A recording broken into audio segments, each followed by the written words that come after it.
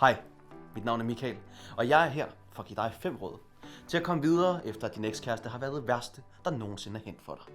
Råd nummer 1. Vær sammen med andre mennesker.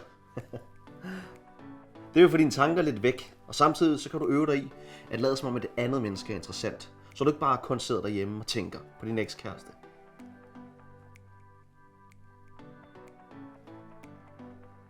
Råd nummer 2. Tag en pause fra sociale medier. Det kommer kun til at gøre dig nedtrykt at se din ekskæreste sammen med en ny fyr på ferie på Maldiverne, hvor de dagligt poster billeder af, at de krammer hinanden.